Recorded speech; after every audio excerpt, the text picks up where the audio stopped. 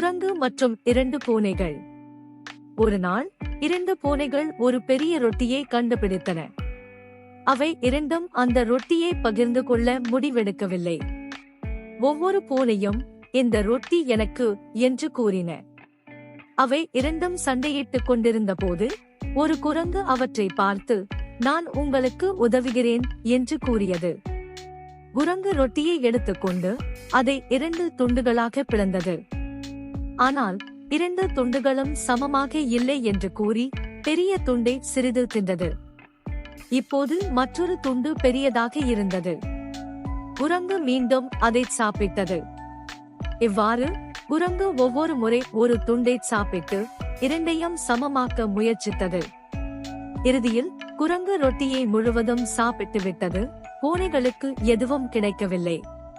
பூனைகள் தங்கள் முட்டாள்தனத்தை உணர்ந்து மிகவும் வருந்தின. இந்த கதையின் நெறி, மற்றவர்களுடன் சண்டையிடுவது நன்மை தராது. அதற்கு பதிலாக ஒருவருக்கொருவர் உதவ வேண்டும்.